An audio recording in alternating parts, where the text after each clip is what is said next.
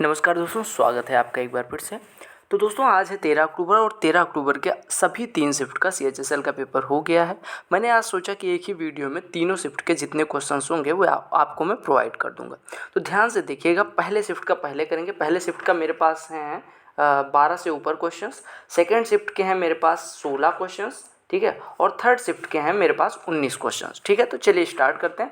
और आज का पेपर कल की तुलना में थोड़ा सा टिपिकल था, थोड़ा सा मतलब आज वालों को नॉर्मलाइजेशन का फ़ायदा अवश्य मिलेगा, तो बिल्कुल मत डरिएगा। किसी ने मुझे मैसेज करा था कि सर आज अटेम्प्ट बहुत कम हुए, कोई दिक्कत नहीं है, आपको नॉर्मलाइजेशन का फ़ायदा मिलेगा।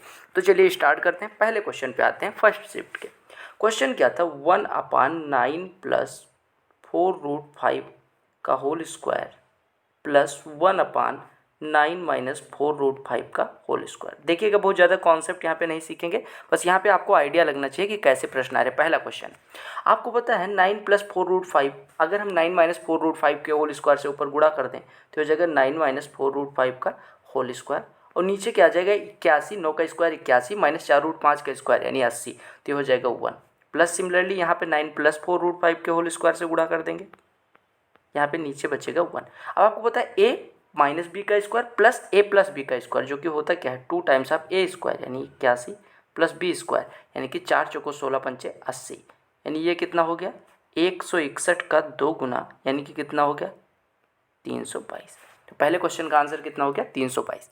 सेकेंड क्वेश्चन पे आते हैं। सेकेंड क्वेश्चन में आपसे क्या पूछा गया कि आपसे कहा गया tan 2θ + 45, एक मिनट, 2θ + 45 इज इक्वल टू आपको दिया गया था cot 3θ - 15। तो आपसे पूछा गया थीटा क्या होगा।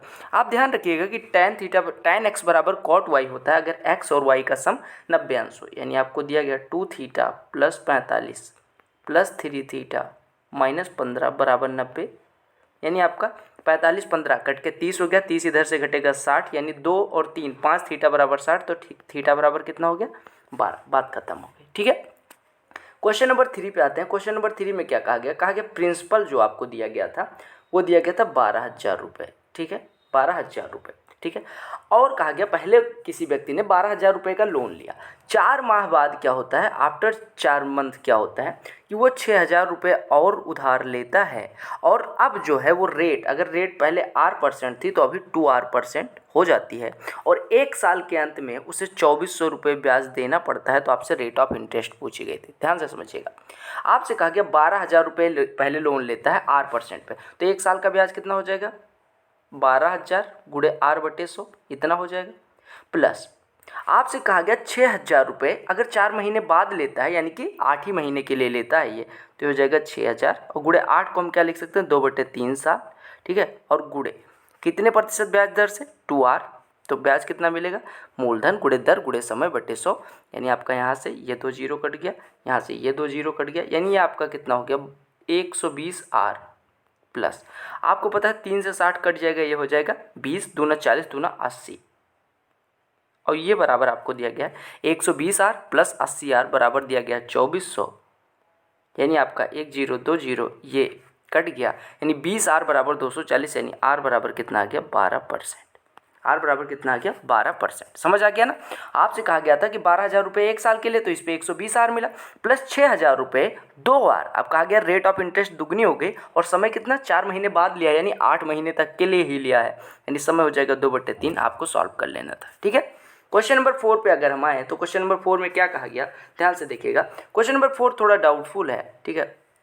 आपको कुछ इस प्रकार से एक ट्राइंगल दिया गया था और एक ये लाइन खींची गई थी। आपको दिया गया ये कोण A है, ये कोण B है, ठीक है, ये कोण 2A है, ठीक है।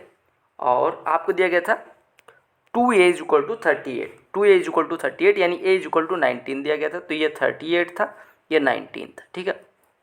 अब आपसे पूछा क्या गया था, मैं नामकरण कर दे रहा हूँ, ये है A, ये है B, ये है D, ये है E, ये है F, ठीक है। तो आपसे पूछा गया था कि 5 टाइम्स ऑफ EDB यानी 5 टाइम्स ऑफ A यानी कि 95, प्लस आपसे पूछा गया था BDF कहाँ पे BDF यानी ये वाला कोण, तो BDF की वैल्यू कितनी हो जाएगी, आपको पता है इतना 19 है, तो BDF कितना हो जाएगा 180 - 19 यानी कि 161, तो ये आपका आंसर कितना आ जाएगा 5 1 6 16 9 25 यानी 256। आपसे क्या पूछा गया था, आपको दिया गया 2a = 38 यानी a = 19 यानी इतना 19 हो गया। अब इतना कितना बचेगा 161। तो आपसे पूछा क्या गया था 5 टाइम्स ऑफ कोण a यानी 5 टाइम्स ऑफ कोण BDE यानी 5 टाइम्स ऑफ 95 यानी 5 टाइम्स ऑफ 19 यानी 95 और प्लस ये वाला कोण, यानी आपसे बेसिकली ये वाला पूछा गया था। ठीक है, अगले प्रश्न पे आते हैं, क्वेश्चन नंबर 5 पे। ये पिछला क्वेश्चन जो था इसका डेटा कुछ गलत भी हो सकता है, तो देख लीजिएगा, जो लोग पेपर दे के आए कमेंट कर दीजिएगा कि डेटा सही क्या था। कहा गया एक वस्तु का मार्केट प्राइस कितना है 3600 रुपये है, मार्केट प्राइस 3600 रुपये है, और कहा गया जो कॉस्ट प्राइस है वो 2800 रुपये है। कॉस्ट प्राइस कितनी है 2800 रुपये।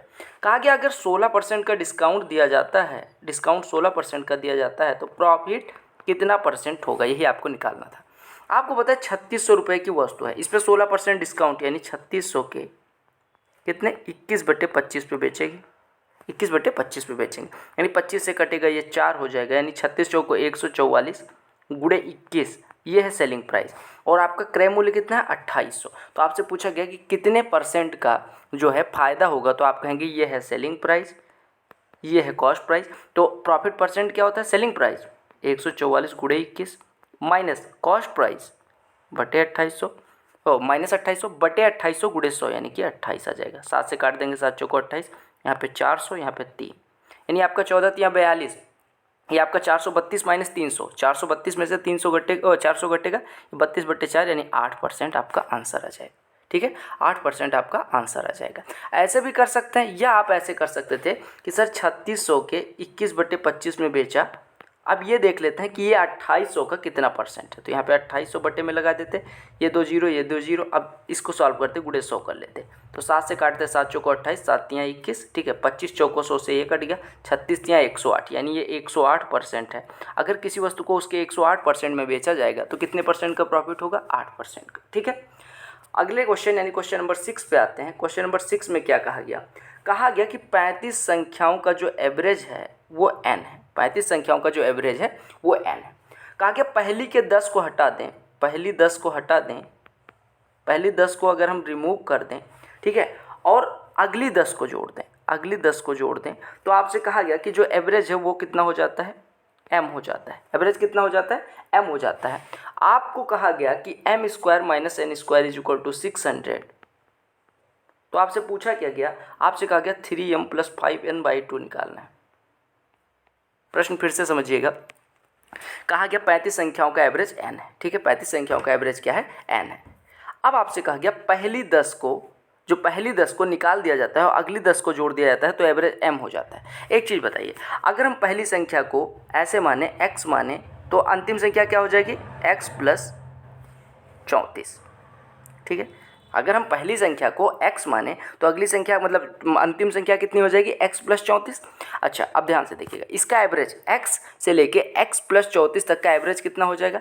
आप कहेंगे मेरे भाई ऐसे देखिएगा, थोड़ा सा यहाँ पे मैं आपको बेसिक बता रहा हूँ कि 1 2 3, अगर मैं इसका या 4 ले लो, 1 से लेके 4 तक का एवरेज कितना हो जाएगा, तो आप कहेंगे क्या हो जाएगा। आप पहली संख्या और अंतिम संख्या को जोड़ के बटे 2 कर दो तो एवरेज आ जाता है। उसी प्रकार x से लेके x + 34 तक का अगर योग निकालना है तो आप कहेंगे वो मतलब इसका एवरेज निकालना है, तो आप कहेंगे x + x + 34 बटे 2 यानी कि ये हो जाएगा x + 17, जो कि दिया गया है आपको m। ठीक है, अच्छा क्या दिया गया है n दिया गया है। मैंने कहा कि सर 35 संख्याएं हैं, मैंने पहली संख्या x मानी और चूंकि क्रमागत संख्या है तो x + 34 अंतिम संख्या हो जाएगी, इसका एवरेज क्या हो जाएगा x + 17। ठीक है, अब आपसे क्या कहा गया कि पहली 10 को हटा दिया जाता है, यानी कि अब हमारी संख्या जो होगी वो x + 10 से शुरू होगी, x + 10 से x + 9 तक तो हट गई, यानी x + 10 से शुरू होके और अंतिम 10 को जोड़ दिया जाता है यानी x + 44 तक जुड़ जाएगा। तो अब एवरेज कितना हो जाएगा x + 10 + x + 44 बटे 2 यानी ये हो जाएगा x + 27, यानी x + 27 आपको दिया गया है m। अब आपसे कहा गया कि m² - n² 600 है, अब उसमें वैल्यू पुट कर दो। m² - n² क्या हो जाएगा m + n यानी 2x + 44, 17 27 44 इंटू m - n यानी कि 10 और ये बराबर दिया गया आपको 600। ये कटा यानी 2x + 44 = 60 हो गया, यानी 2x = 16 यानी x बराबर हो गया 8। x बराबर 8 हो गया तो n की वैल्यू कितनी हो गई 25, m की वैल्यू कितनी हो गई 35। तो आपसे कहा क्या गया था 3m यानी कि 105 + 5n यानी कि 125 बटे 2 यानी 105 और 125 कितना हो गया 230। 230 में 2 से भाग करेंगे तो 115 आपका आंसर आ जाएगा। ठीक है, तो ये थोड़ा कैलकुलेटिव प्रश्न था। आते हैं क्वेश्चन नंबर 7 पे। क्वेश्चन नंबर 7 में क्या कहा गया, एक मिनट, हाँ, कहा गया कि 5,000 रुपये हैं। पहले साल का रेट ऑफ इंटरेस्ट है 4%, दूसरे साल का रेट ऑफ इंटरेस्ट है 3% और तीसरे साल का रेट ऑफ इंटरेस्ट है 2%। तो कहा गया 3 साल के अंत में कुल कंपाउंड इंटरेस्ट कितना होगा। 3 साल के अंत में कुल कंपाउंड इंटरेस्ट कितना होगा। आपको पता है 5,000 रुपये हमने लिए थे। ठीक है, 5,000 रुपये लिए और इसको कितने पे 4% पहले साल के लिए, यानी 104/100, यानी कि हम कह सकते हैं कितना 26/25। फिर कहा गया 3% यानी 103/100 और फिर कहा गया 2% बोले तो कितना हो जाएगा मेरे भाई, 2% बोले तो ये हो जाएगा 51/50। तो इतना तो हो जाएगा आपका मिश्र धन और इसमें से 5,000 घटा देंगे तो मूलधन आ जाएगा और ब्याज आ जाएगा। लेकिन आप ऐसा ना करिएगा। आपको एग्जाम में क्या करना है, आप कहेंगे सर 4%, 3% और 2% का रिजल्टेंट निकाल लीजिए। तो 4% और 3% का कितना हो जाएगा, इंक्रीज हो रहा है, यानी 4% 3% का 7.12% हो जाएगा और 7.12% और 2% का यानी ये हो जाएगा 9.12% और प्लस ये कितना हो जाएगा 0.1424। इसको जोड़ दीजिए यानी हो जाएगा 9.3624%। कितने का, 5,000 का। तो आपका ब्याज आ जाएगा। ठीक है, अगले प्रश्न पे आते हैं। क्वेश्चन नंबर 8 में क्या कहा गया, इस क्वेश्चन का डेटा नहीं है। कहा गया 3 आदमी और 6 औरतें, 3 आदमी और 6 औरतें किसी काम को कुछ दिन में करते हैं। फिर कहा गया 4 आदमी और 5 औरतें उसी काम को कुछ दिन में करते हैं। तो आपसे कुछ पूछा गया था कि 1 आदमी और 1 औरत उस काम को कितने दिन में करेगी। अब मान लो आपको यहाँ पे ऐसा दिया गया होता 3 आदमी और 6 औरतें 10 दिन में करती हैं, 4 आदमी और 5 औरतें आपको मान लो दे दिया जाता कि 9 दिन में करते हैं। तो आपको क्या करना था, वर्क डन यानी इतना इंटू 10 बराबर कर देते इतना इंटू 9। यहाँ से एम और डब्ल्यू का रेशियो आ जाता। जो रेशियो मान लो एम और डब्ल्यू का रेशियो 1:2 आता तो आदमी एक काम करता हो मेंदू, तो वीमेन अगर 2 काम करती हो आदमी एक, तो यहाँ पे पुट करके कुल वर्क निकाल लेते। अरे 10 × 3m + 6w ये टोटल वर्क हो जाता। अब एक आदमी और एक वीमेन का अगर जोड़ते तो 3 टोटल वर्क आपके पास है ही, डिवाइड कर देते आपका आंसर आ जाता। ठीक है, जिनके पास डेटा है वो एग्जैक्ट डेटा कमेंट कर दें। क्वेश्चन नंबर 9 पे अगर हम आए तो आपको दिया गया था 1/√3 + 4 का होल स्क्वायर और प्लस 1/√3 - 4 का होल स्क्वायर, ये भी वैल्यू पूछी गई थी। अब आपको क्या करना है, मैंने बताया रेशनलाइजेशन कर दिया करिए। तो अगर हम √4 ऐसा करें, √3 - 4 के होल स्क्वायर से ऊपर नीचे गुणा कर दें तो ये कितना हो जाएगा √3 - 4 का होल स्क्वायर और नीचे क्या बचेगा √3 का स्क्वायर 3 और -4 का स्क्वायर 16, यानी कि ये -13 बचेगा। तो सॉरी -13 नहीं बचेगा, कितना बचेगा 3 - 16 -13 का स्क्वायर यानी 169 बचेगा। ठीक है, और ऐसे यहाँ पे कितना बचेगा √3 + 4 का होल स्क्वायर यहाँ पे आ जाएगा और नीचे बचेगा क्या 169।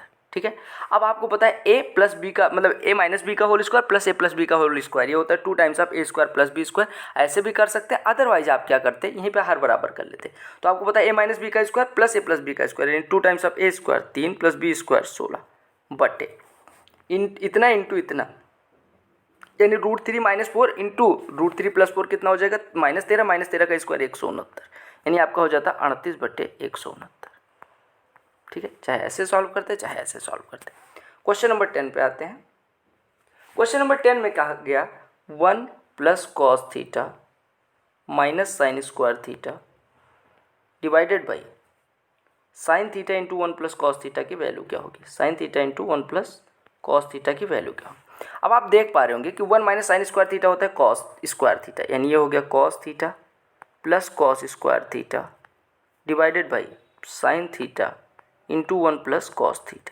ठीक है, ऊपर अगर हम cos θ कॉमन ले लें तो ये बचेगा cos θ × 1 + cos θ, ठीक है, डिवाइडेड बाई sin θ × 1 + cos θ।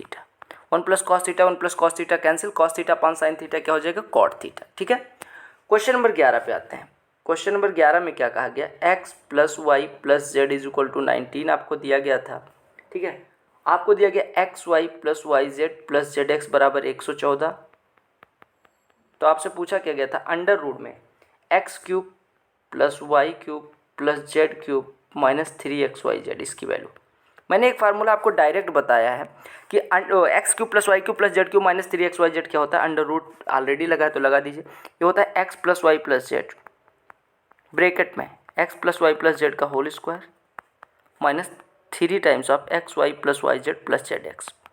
आप इसको ओपन करके देख लीजिएगा, वही फार्मूला बनेगा जो आपके दिमाग में चल रहा है। ठीक है, x plus Y plus z की वैल्यू कितनी है, अंडर रूट में ये 19 हो गया, 19 का स्क्वायर 361 माइनस 3 टाइम्स ऑफ 114 यानी 342, 361 में से घटेगा 19, 19 इंटू 19 का वर्गमूल 19 हो जाएगा। ये प्रश्न सीपीओ सीजीएल दोनों में आया है, फिर सीएचएसएल में भी पूछ लिया गया, तो ऐसे फार्मूले पढ़ के जाएं। ठीक है, पहली शिफ्ट के क्वेश्चन डन हो गए, अब आते हैं सेकंड शिफ्ट के क्वेश्चंस पे। ठीक है, पहली शिफ्ट समझ आ गया। अच्छा, अगर आपको कोई चीज़ नहीं समझ आ रही है तो आपको क्या करना है, आप उस पर्टिकुलर टॉपिक का प्लेलिस्ट में जाके प्रीवियस ईयर देख के जाइएगा, और चूंकि प्रीवियस ईयर से सारे क्वेश्चंस रिपीट हो रहे हैं तो आपको डरने की ज़रूरत नहीं है। सेकंड शिफ्ट के क्वेश्चंस में हम अगर आए हैं तो पहला क्वेश्चन लेते हैं। पहला क्वेश्चन क्या दिया गया, कहा गया कॉस ए साइन ए और कॉट ए ये जीपी में है। जीपी बोले तो गुणोत्तर श्रेणी या ज्योमेट्रिकल प्रोग्रेशन। अगर जीपी में है तो आपको पता होना चाहिए कि इसका स्क्वायर यानी साइन स्क्वायर ए बराबर हो जाएगा cos a into cot a, यानी ये हो गया cos a into cot a यानी कॉस स्क्वायर ए बटे साइन ए, और बटे साइन ए को इधर भेज देंगे तो ये हो जाएगा साइन क्यूब ए, यानी आपको पता चल गया sine cube A is equal to cos square A. अब यहाँ पे कॉस क्यूब ए से भाग कर दीजिए, तो कॉस क्यूब ए से यहाँ भाग करेंगे तो यहाँ भी कॉस क्यूब ए से भाग होगा, यानी आपका टैन क्यूब ए यहाँ से आ गया cos A, sorry cos A नहीं 1 कॉस ए यानी सेक ए, सेक ए, सेक ए। ठीक है, अब आपसे निकालने को क्या कहा गया था, आपसे निकालने को कहा गया था tan पावर 6 से माइनस tan स्क्वायर ए। ठीक है, tan पावर 6 से क्या हो जाएगा, अगर tan क्यूब ए सेक ए है तो tan पावर 6 से सेक स्क्वायर ए हो जाएगा, नहीं हो गया sec square A minus tan square A. Sec square A minus tan square ए क्या होता है 1, काम खत्म। अगले क्वेश्चन पे आते हैं, क्वेश्चन नंबर 2 देखिएगा। कहा गया एक सर्किल है, ये सर्किल है आपका, कहा गया इसकी एक कॉर्ड है ए बी, ये ए बी है। ठीक है, इसके द्वारा सेंटर पे सबटेंडेड एंगल जो है वो कितना है, वो आपको दिया गया। अच्छा, सेंटर पे सबटेंडेड एंगल नहीं दिया गया है। ठीक है, आपको इसकी रेडियस दी गई है 2√2, ये रेडियस दी गई है 2√2। ठीक है, और आपसे कहा गया कि ये जो है ये कोण ये कितना है 135 अंश, ये आपको 135 अंश दिया गया है। तो आपसे पूछा क्या गया है, ए बी की लंबाई दी पूछी गई है। ठीक है, ध्यान से देखिएगा, अगर 135 अंश है तो यहाँ अगर हम मिला दें तो ये साइक्लिक क्वाड्रिलेटरल बनेगा, यानी ये 45 अंश हो जाएगा।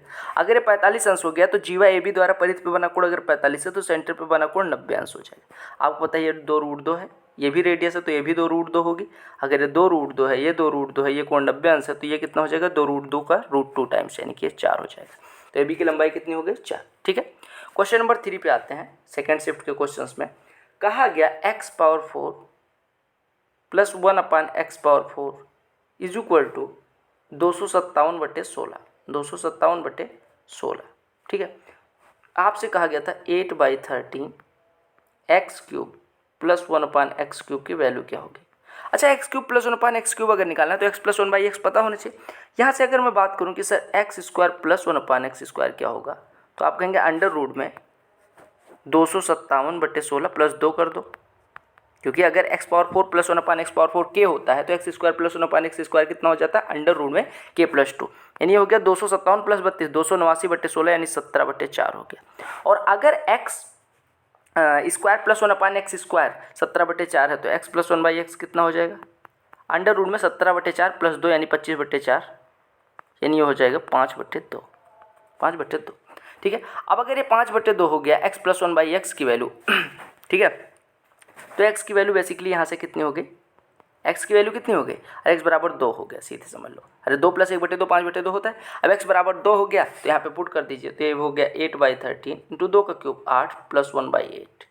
ठीक है, यानी 8 × 8 = 64 65/8, यानी 8/13 गुणे 65/8, 8 8 कट गया 13 × 5 = 65, यानी आपका आंसर हो गया 5। समझ आ गया।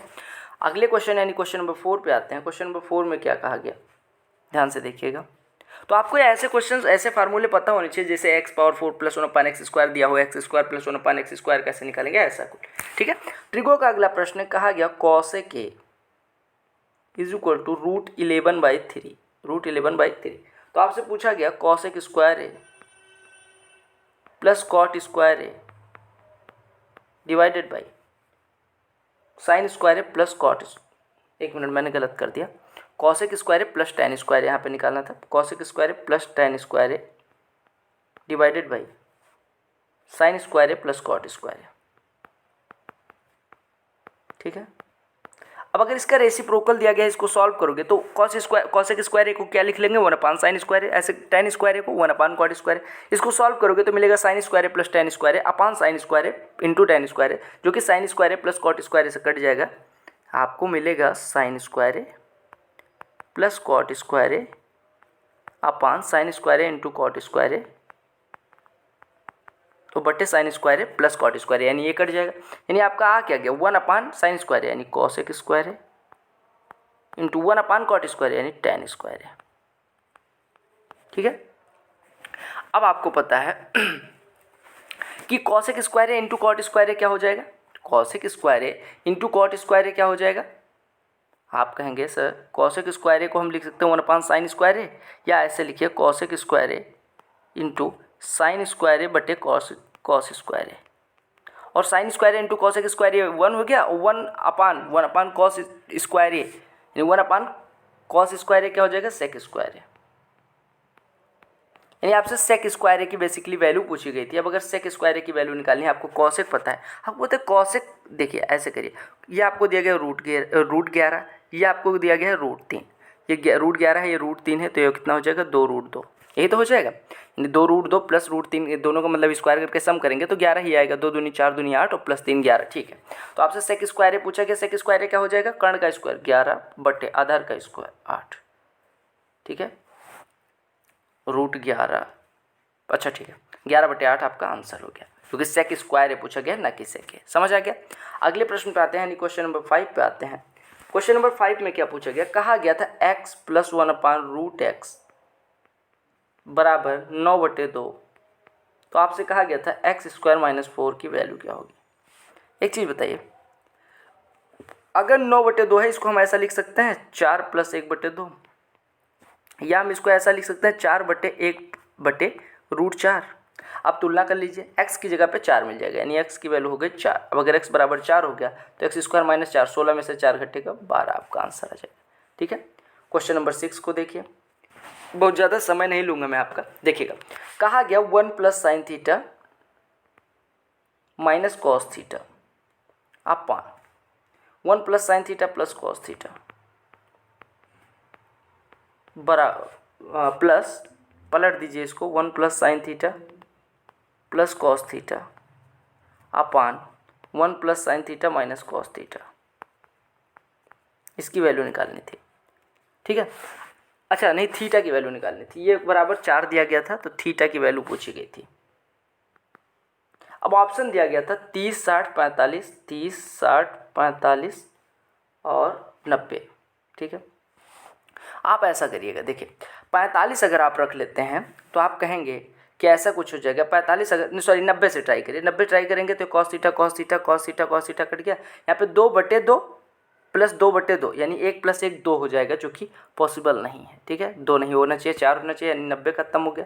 अगर हम 45 रखेंगे तो आपको होता है sin θ cos θ, जहाँ पे माइनस माइनस में है वहाँ कट जाएगा, यानी आपका कितना आ जाएगा 1/1 + √2 प्लस 1 + √2/1। तो आप सॉल्व करेंगे तो नीचे कितना आ जाएगा, मतलब ये रूट खत्म नहीं होगा इसका, यानी ये भी नहीं हो सकता, 45 भी हम नहीं रख सकते। ठीक है, 45 भी हम नहीं रख सकते। ठीक है, अब बचा 60। 60 अगर आप रखते हैं तो 1 + sin θ यानी कि 1 + √3/2 - 1/2 अपान ऐसे 1 + √3/2 + 1/2। पहले इसको सॉल्व कर लीजिए, यानी ये हो जाएगा 1 - 1/2, यानी कि ये हो जाएगा 1/2, यानी ये ऊपर आ जाएगा √3 + 1/2 और नीचे आ जाएगा √3 + 3/2, यानी ये 2 कट जाएगा, यानी 1/√3 इसकी वैल्यू हो जाएगी। अरे 1/√3 इसकी वैल्यू, ऐसे सिमिलरली √3 इसकी वैल्यू हो जाएगी, यानी ये कितना हो जाएगा 1 + √3, यानी कि 1 + √3 × √3 यानी 4/√3 हो जाएगा। ये भी नहीं हो सकता, 60 भी नहीं हो सकता। अब आपके पास सिंगल ऑप्शन बचा कि 60 ना लेके अब 30 ही बचा, तो 30 मार्क कर दीजिएगा। अदरवाइज आप चेक कर सकते हैं, या सबसे छोटे से वहाँ पे जाइएगा तो सबसे छोटे एंगल से चेक करिएगा, यानी 60 खत्म हो गया तो अब बचा क्या 30, तो 30 पे एक बार चेक कर लेते हैं। तो हो गया 1 + 1/2 माइनस √3/2 अपान 1 + 1/2 प्लस √3/2, यानी ये कितना हो गया 2 - √3 अपान 2 + √3। ऐसे इधर हो जाएगा 2 + √3 अपान 2 - √3। तो आपका कितना हो जाएगा 2 - √3 का स्क्वायर 2 टाइम्स ऑफ 2 का स्क्वायर प्लस √3 का स्क्वायर कितना हो जाएगा, ये 14 दिया गया था क्या, हाँ ये 14 दिया गया था सॉरी। तो ये हो जाएगा 2 टाइम्स ऑफ 2 - √3 का स्क्वायर और प्लस 2 + √3 का स्क्वायर, a - b का होल स्क्वायर प्लस a + b का होल स्क्वायर, यानी ये हो जाता है 2 टाइम्स ऑफ a स्क्वायर 2 का स्क्वायर 4 प्लस b स्क्वायर यानी कि 3 और बटे a - b into a + b यानी 2 का स्क्वायर 4 में से 3 घटेगा 1 यानी 2 × 7 14 आपका आंसर हो जाएगा, यानी 30 अंश करेक्ट हो जाएगा। ठीक है, तो यहाँ पे 14 कर लीजिएगा। क्वेश्चन नंबर 7 को देखिए, कहा गया a + b = 8, a + b = 8, आपको दिया गया a + b plus a² b plus ab² ऐसा कुछ दिया गया बराबर 128। तो आपसे कहा गया कि a³ + b³ की वैल्यू क्या होगी।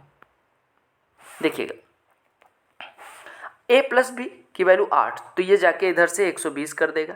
यहाँ पे हम ab कॉमन ले लेंगे तो ab × a + b यानी ab × 8 बराबर हो जाएगा 120, यानी ab की वैल्यू हो जाएगी 15, यानी a की वैल्यू 3 b की वैल्यू 5। अब ab बराबर 15 हो गया तो 3 का क्यूब 27 प्लस 5 का क्यूब 125, यानी 152 आपका आंसर हो गया। कुछ करने की ज़रूरत ही नहीं थी। अरे अगर ab बराबर 15 a + b = 8 तो a की वैल्यू 3 b की वैल्यू 5 या किसी एक की 3 किसी एक की 5, काम खत्म हो गया। क्वेश्चन नंबर 8 पे आते हैं। थोड़ा सा स्पीड तेज़ होगी आई नो, बट आपको यहाँ पे रिवाइज करना है, बस ये जानने हैं कि कैसे क्वेश्चंस आते हैं, उनको अप्रोच क्या होगी उनको करने की। ठीक है, कहा गया एक ट्राइंगल दिया गया था जिसकी जो साइड दी गई थी, ऐसे नहीं, एक ट्राइंगल दिया गया जिसकी साइड थी 34 25 और 39। ठीक है, अब इसका सबसे पहले एरिया निकालिए। कहा गया एक ट्राइंगल है जिसकी साइड 34 25 और 39 है, एक स्क्वायर है जिसकी एरिया इस ट्राइंगल के एरिया से 21 ज़्यादा है, तो उस स्क्वायर की साइड निकालना है। तो सबसे पहले इसकी एरिया निकालें।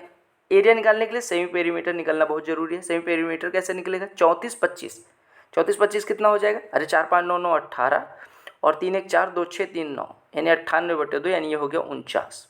ठीक है, अब आपका एरिया कितना हो जाएगा अंडर रूट में s 49 into s - a 15 s - b 24 s - c 10 हो गया।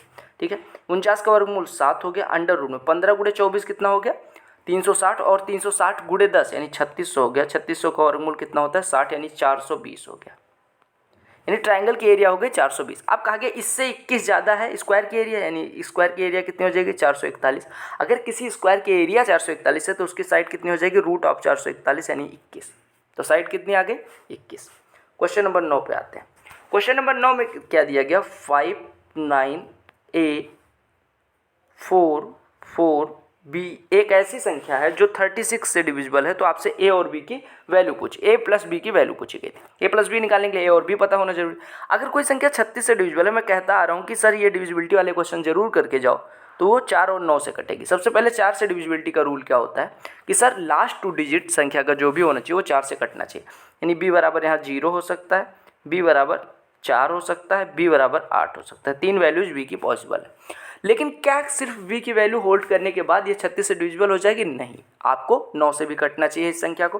तो अगर b बराबर 0 लेते हैं तो आप कहेंगे 5 9 14 4 18 और 4 22 22 और प्लस a 9 से कटेगा जी, बिल्कुल कट सकता है। a बराबर 5 ले लें, a बराबर 5 ले लोगे, b बराबर 0 ले लोगे तो ये कितना हो जाएगा, a बराबर 5 लो तो 5 9 14 5 19 4 23 4 27 और 0, यानी सम ऑफ मतलब आल डिजिट्स कितना आ गया 27, जो कि किससे कट रहा है 9 से। तो ये संख्या किससे कट जाएगी आपकी, किससे कट जाएगी 9 से भी कट रही है, 4 से भी कट रही है, यानी 36 से कट जाएगी। अब आपके पास आ गया a बराबर 5 b बराबर 0, तो a + b की एक वैल्यू कितनी हो गई 5। दूसरी वैल्यू क्या हो सकती है आपको पता है, अगर b बराबर हम 4 ले लेते हैं तो ये हो गया 4 × 12 9 21 5 26, यानी a की वैल्यू 1 भी हो सकती है। a बराबर 1 b बराबर 4, तब भी a + b 5 आ जाएगा।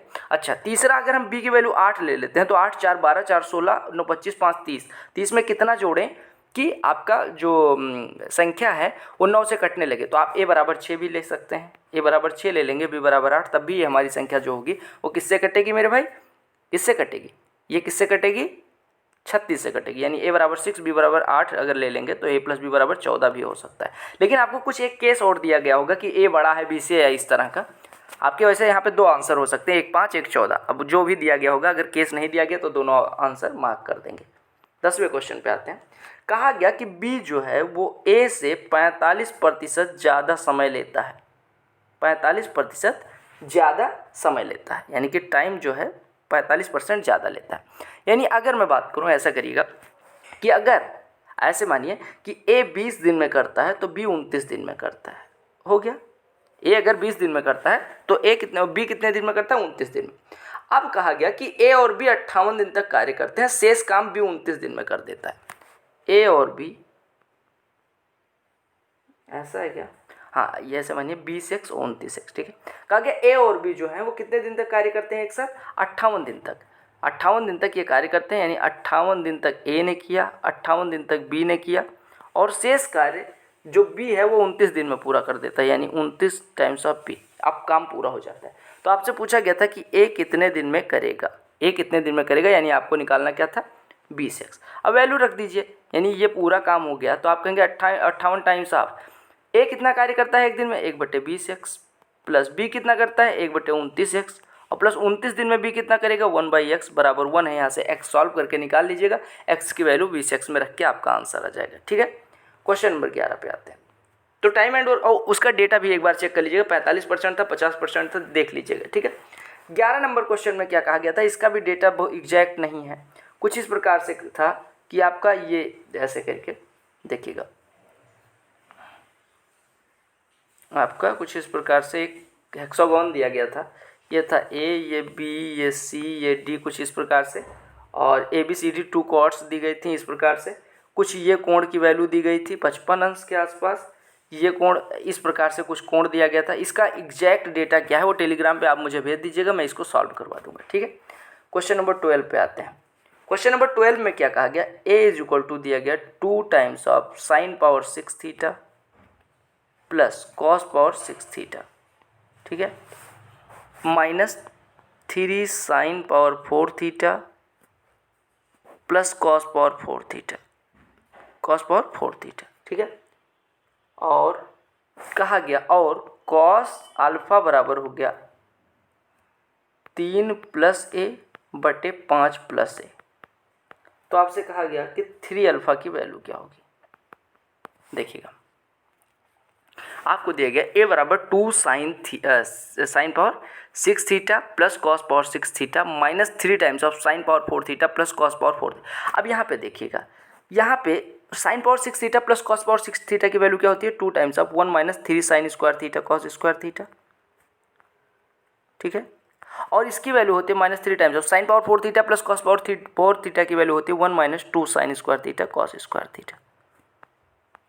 क्यों होती है? क्योंकि आपको sine power 4 theta plus cos power 4 theta को लिख सकते हैं sine square theta plus cos square theta का whole square -2 sine square theta cos square theta. Similarly sine power 6 theta plus cos power 6 theta को लिख सकते हैं sine square theta plus cos square theta का whole square whole cube -3 times of sine square theta cos square theta into sine square theta plus cos square theta. वहाँ पे sine square theta plus cos square theta की value रख देंगे, काम खत्म। तो 2 गुणे -3 साइन स्क्वायर, ये -6 हो गया, यहाँ पे प्लस आ जाएगा, ये खत्म हो गया। ये 2 - 3 यानी -1, ए की वैल्यू हो गई -1। तो यहाँ से हमारा कॉस अल्फा कितना आ जाएगा? 3 - 1 2 बटे 5 - 1 4, यानी कि 2/4 बोले तो 1/2। अगर कॉस अल्फा बराबर 1/2 है तो अल्फा बराबर कितना हो गया? 60 डिग्री। और अगर अल्फा 60 डिग्री है तो 3 अल्फा कितना हो गया? 180 डिग्री, ठीक है। क्वेश्चन नंबर 13 पे, क्वेश्चन नंबर 13 है कि 40 articles are bought for 10 Rs each, ठीक है। क्वेश्चन नंबर 14 है कि 40 आर्टिकल को प्रत्येक को 10 रुपये के हिसाब से मतलब खरीदा जाता है। कहा गया कि 25% फायदे पे कुछ आर्टिकल्स को बेचा गया, 10% नुकसान पे कुछ आर्टिकल्स को बेचा गया, और ओवरऑल उसका 4% का फ़ायदा होता है। तो आपसे कहा गया कि 25% लाभ पे कितने आर्टिकल्स को बेचा गया। देखिएगा, 25% 10% लॉस और 4% फायदा, 10% निगेटिव में, उसमें से 4% पॉजिटिव में, यानी आप कहेंगे -10% -4% घटाएंगे तो कितना हो जाएगा? -14%, यानी 14% लॉस। और 25 में से 25% फायदा, 4% फायदा, यानी 21%। 7 दूनी 14, 7 तिया 21, यानी अनुपात हो गया 2:3, यानी कि 2:3 के अनुपात में 25 10% लाभ पे बेची जाने वाली वस्तुएं और 10% हानि पे बेची जाने वाली वस्तुएं यानी आर्टिकल्स का जो रेशियो है वो 2:3 है। आपसे अगर 25% वाला पूछा जाएगा यानी 2 + 3 5 = 40 यानी 1 = 8 तो 2 = 16 3 = 24 यानी 25% लाभ पे 16 वस्तुएं और 10% नुकसान पे 24 वस्तुएं बेची गई। अच्छा, क्वेश्चन नंबर 13, इसका अगर एग्जैक्ट डेटा होगा तो मुझे भेजिएगा। ये कुछ इस प्रकार से था, √3 - 2 cos theta upon 1 - 2 sin theta इसका स्क्वायर और प्लस इसी तरह का कुछ और दिया गया था 1 + 2 sin थीटा ऐसे करके कुछ ऐसे होल स्क्वायर ऐसे करके कुछ दिया गया था। तो आप देख लीजिएगा, ठीक है। यहीं पे ख़त्म होती है सेकंड शिफ्ट और आई होप आपको ये सारी चीज़ें समझ में आई हो। अब बात करते हैं हम थर्ड शिफ्ट की। थर्ड शिफ्ट में कैसे क्वेश्चंस पूछेंगे उसकी बात करते हैं, ठीक है। तो चलिए स्टार्ट करते हैं थर्ड शिफ्ट। थोड़ी देर आप ब्रेक लीजिए फिर स्टार्ट करते हैं। चलो, पहला क्वेश्चन आपका रेशियो से था, कहा गया A:B बराबर दिया गया 3:5। ऐसे क्वेश्चंस आपके एग्जाम में डेली पूछे जा रहे हैं तो ऐसे क्वेश्चंस आप पढ़ के जाइएगा। B:C बराबर दिया गया 2:3। तो आपसे कहा गया A:B:C क्या होगा। अब देखिए मिक्स रेशियो निकालना है तो A और B का 3 5, BC का 2 3, यहाँ पे खाली जगह 5, यहाँ पे खाली जगह 2, 3 दूनी 6, 5 दूनी 10, 5 3 15, अनुपात क्या आ गया 6 10 15, ठीक है। क्वेश्चन नंबर 2 पे आते हैं। क्वेश्चन नंबर 2 में क्या दिया गया, कहा गया sin x - cos x, sin x - cos x = 0। तो आपसे कहा गया कि sin³ x - cos³ की वैल्यू क्या होगी। आपको पता है sin x - cos x 0 कब होता है, जब x = 45 अंश, x = 45 + sin x = cos x, या यहाँ से कहें sin x = cos x तो ये कट के आंसर 0, ठीक है। तो ऐसे भी क्वेश्चन आते हैं 2 नंबर दिलाने के लिए। क्वेश्चन नंबर 3 पे आते हैं। कहा गया कि A कोई कार्य 6 डेज में कर सकता है, B वही कार्य 8 दिन में कर सकता है और C वही कार्य 10 दिन में ख़त्म कर सकता है, 10 दिन तोड़ सकता है। मान लो A कोई दीवार 6 दिन में बनाता है, B 8 दिन में और C 10 दिन में तोड़ सकता है। तो कहा गया अगर तीनों एक साथ कार्य करें, इट मीन्स A B और C तीनों एक साथ कार्य करें तो कितने डेज उनको लगने वाले हैं। आप कहेंगे बड़ा आसान है, कैसे। देखो 6 8 10 का एलसीएम कितना हो जाएगा, आप कहेंगे 120। तो ये 20 करता है, ये 15 करता है, ये 12 तोड़ता है, यानी 120 टोटल कार्य है। अब अगर तीनों एक साथ करेंगे तो ये 35 बनाएगा और ये 12 तोड़ देगा यानी 23 खत्म कर देगा। मतलब अगर 20 A कर रहा है, B 15 यूनिट कर रहा है तो दोनों मिलके 35 कर रहे हैं और C अकेला 12 एक दिन में गिरा दे रहा है यानी 23 रिजल्टेंट हो रहा है। 120 करना है, 23 हो रहा है यानी कितने दिन लगने वाले हैं, 120/23। चौथा क्वेश्चन आता है, डिविजिबिलिटी से था। ऐसा डिविजिबिलिटी वाले क्वेश्चंस मेरी वीडियो स्पेशल वीडियो है, वो जाके देख के जाइएगा ताकि आपका फ़ायदा हो जाए। 4 5 1 3 4 Q21 ये किससे डिविजिबल है, ये 9 से डिविजिबल है। तो आपसे पूछा गया Q की वैल्यू। 9 से डिविजिबिलिटी का single rule, sum of digits निकालिए। तो 4 5 9 1 10 3 13 4 17 2 19 1 20, 20 + Q किससे डिविजिबल होगा, 9 से डिविजिबल होगा, तभी ये संख्या हमारी 9 से डिविजिबल होगी। अब हम आप कह सकते हैं Q बराबर अगर 7 रख दें तो ये 27 हो जाएगा जो कि 9 से कटेगा, तो Q बराबर 7 हो गया, ठीक है। क्वेश्चन नंबर 5 पे आते हैं। What is given in your question number 5। कहा गया किसी वस्तु को 10% लॉस में बेचने पे उसका सेलिंग प्राइस 1800 है। तो कहा गया अगर हमें 215% प्रॉफिट चाहिए तो कितने में बेचेंगे। 10% लॉस का मतलब क्या हो गया, 90%। 90% बराबर 1800 यानी 1% बराबर 20, 1% बराबर 20 तो 215% प्रॉफिट यानी 315% में बेचना पड़ेगा। अगर किसी वस्तु पे 215% का प्रॉफिट लेना है तो कितने में बेचना पड़ेगा, 100 + 215 यानी 315% में। अब 1% बराबर 20 है तो 315% बराबर कितना हो जाएगा, 315 × 20 यानी 31.5 का दूना 63 के बाद 12 0। समझ आ गया। क्वेश्चन नंबर 6 पे आते हैं। तो बड़े इजी क्वेश्चन आए थे। कहा गया कि tan x = m/n दिया गया था। तो आपसे पूछा गया था sin x + cos x। अब देखिएगा, आपको पता है ऊपर ये लंब लिखा है, नीचे आधार, तो लंब प्लस आधार और बटे कर्ण। sin x + cos x क्या होता है, लंब प्लस आधार बटे कर्ण। कर्ण कितना हो जाएगा, अंडर रूट में लंब का स्क्वायर प्लस आधार का स्क्वायर यानी perpendicular square plus base square, ठीक है। क्वेश्चन नंबर 7 पे आते हैं। What is given in question number 7 is, कहा गया x + y = 10, x + y = 10। कहा गया 3/7 xy = 9, ऐसा कुछ दिया गया। तो आपसे पूछा गया x³ + y³ की वैल्यू क्या होगी। देखिएगा 3 से कटेगा 3, एक्स वाई बराबर कितना हो जाएगा, 7 × 3 यानी 21। अगर x + y 21 है तो x³ + y³ ये होता है x + y, ब्रैकेट में x + y का होल स्क्वायर - 3xy ये होता है, यानी x + y 10 × 10 का स्क्वायर 100 में से 3 × 21 63 घटेगा, ये 37 हो जाएगा। 37 × 10 370 आपका आंसर हो गया, ठीक है। अगले प्रश्न पे आते हैं। Question number 8। क्वेश्चन नंबर 8 में आपसे क्या कहा गया x y is equal to 16 है, x square plus y square is equal to 32 है। तो आपसे वैल्यू निकालने को कहा गया एक्स प्लस वाई की।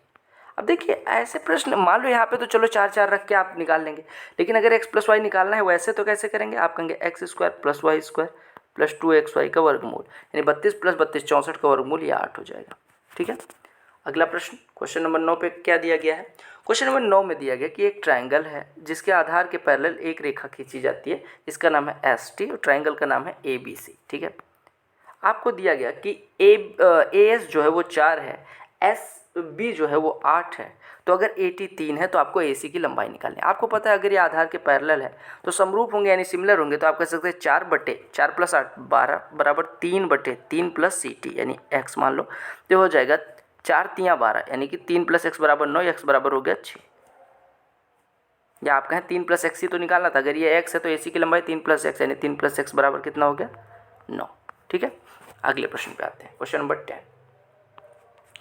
अच्छा ये क्लास नहीं है, ये आपका रिवीजन करवाने का एक तरीका है, तो आप लोग इसको क्लास की तरह नहीं देखेंगे, आप लोग इसको रिवीजन की तरह देखेंगे। ठीक है, ये दिया गया cot A is equal to cot A upon cosec A plus 1 plus cosec A plus 1 cosec A plus 1 upon cot A, इसकी वैल्यू पूछी गई थी कॉट ए।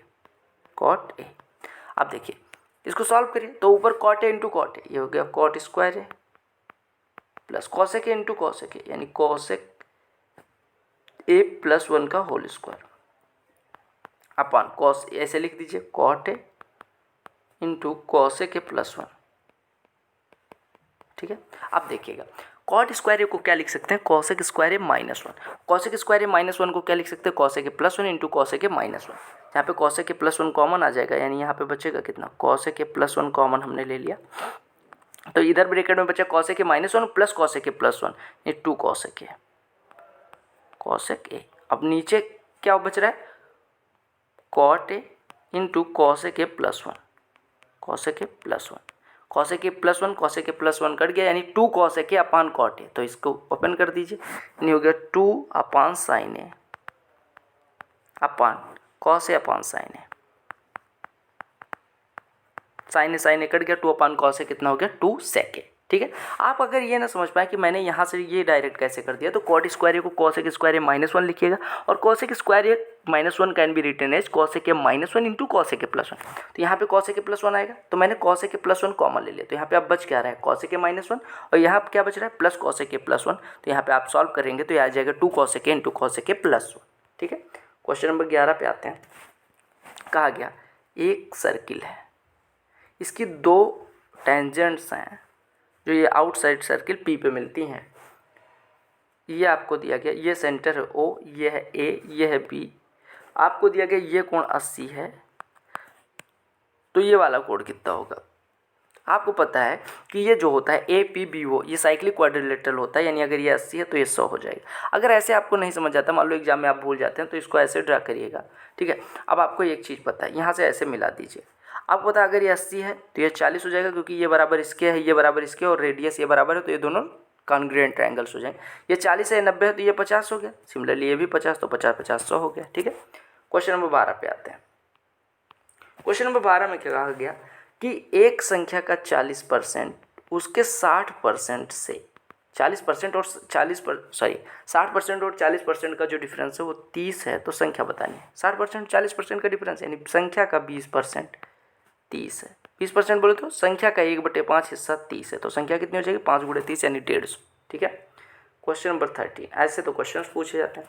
कहा गया कि एक सर्किल है जिसकी 2 कॉर्ड्स जिनकी लंबाई 8-8 सेंटीमीटर। आपको पता है कि अगर किसी सर्कल्स की 2 जीवाओं की लंबाई समान है तो केंद्र से समान दूरी पे होंगी, यानी कि अगर ये ओ है सेंटर, कहा गया इन दोनों की लंबाई 8-8 है, ए बी और सी डी की लंबाई 8-8 है, यानी ये 4 हो गया, ये 4, ऐसे ये 4 ये 4, और कहा गया इनके बीच की दूरी 6 है। आपको पता है कि अगर दोनों जीवाएँ पैरेलल हैं, या ऐसे कहें कि 2 जीवाएँ पैरेलल अगर हैं और उनकी लंबाई समान है तो केंद्र से समान दूरी पे होंगी। हालांकि यहाँ पे पैरेलल होने की कोई ज़रूरत नहीं है, लेकिन यहाँ पे आपको पैरेलल दिया गया था, तो केंद्र से समान दूरी पे अगर पूरा 6 है तो ये 3 हो गया, 3 हो, ये 4 है, ये 3 है, तो आपका ये परपेंडिकुलर होगा क्योंकि बाइसेक्ट कर रहा है, तो आप कहेंगे ये 4 है, ये 3 है, तो ये 5 हो जाएगा। बात खत्म, रेडियस ही निकालनी थी। ठीक है, क्वेश्चन नंबर 14 की अगर हम बात करें तो क्वेश्चन नंबर 14 में दिया गया, कहा गया 3x² माइनस 5x माइनस 8 के फैक्टर्स बताओ।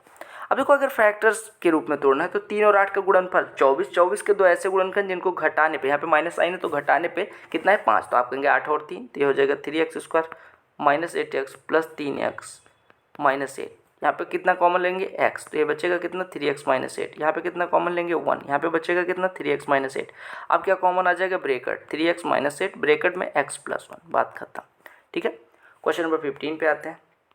क्वेश्चन नंबर 15 में क्या पूछा गया, कहा गया कि 8820 रुपये पे जो 2 साल का कंपाउंड इंटरेस्ट है वो है 820 रुपये, तो आपसे रेट ऑफ इंटरेस्ट पूछिए।